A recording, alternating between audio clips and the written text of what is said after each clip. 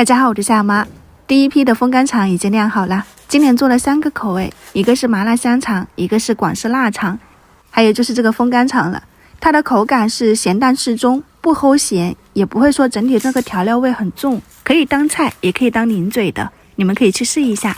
猪肉我们这边是14块钱1斤，你可以选择前腿或者是后腿都可以。先用热水给它冲洗干净，再用厨房纸或者挂起来晾干水分，这一步不能少。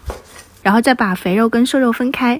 我这里的话呢，是考虑到手腕的问题，直接用绞肉机给它绞了大概3-4下哈。它里面的这种肉的颗粒有大的有小的，就还好，不会太碎。盐的比例很多朋友都摸不准，你就不用管那么多哈，1斤肉就放10克盐。你像我今天用了5斤肉就放50克盐。冰糖的话呢，先给它磨成粉，再加进去，不能超过盐，就是放30克。少量的味精提鲜，如果你想要吃原味的，基本上这3样就可以了，搞清楚这个比例就行了。其他的像这种13香啊、麻辣鲜、五香粉或者是黑胡椒粉，这些都是提味道的，就是香辛料，你可以加也可以不加，按照自己的喜欢。像红曲米粉啊，放一点点辣椒，都是让那个肉腌出来的那个颜色红润一点。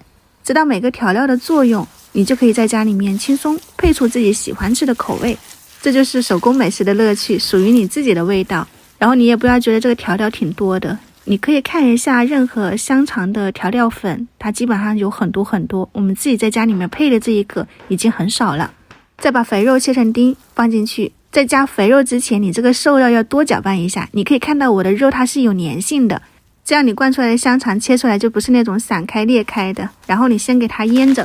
猪肠1灌肠器大家都应该备好了吧？还没备的就要赶紧了，后面还有麻辣香肠、广式腊肠，你加一点去腥的，给它泡一会儿就可以拿来用了。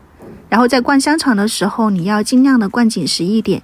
香肠和烤肠不一样，烤肠你需要给它留一点缝隙，在煮的过程中避免爆开。香肠的话呢，尽量灌满，然后扎结、扎孔排气，就可以放到通风的地方，或者是有一点点太阳的地方去风干晾晒7到10天。我的是放到厨房阳台上面风干的，基本上晒不到太阳。像这种的话呢，你就风干10天左右也就差不多了。喜欢干一点的话呢，15天。还是要看当地的温度天气而定哦，你再来决定做不做风干肠或者是香肠。你尽量选择天气好，有太阳晒一下都没有关系的，晒出来的油脂也更丰富。然后你现在这样子切成片炒着吃，或者是整根上锅蒸，蒸熟了以后拿起来整根啃。刚出锅的真的很香很好吃，这个味道外面基本买不到，完全符合我自己的口味。我是蒸熟了真空的，你也可以直接生的真空，冷冻保存，快去试一下吧。我是夏妈，我们下次再见。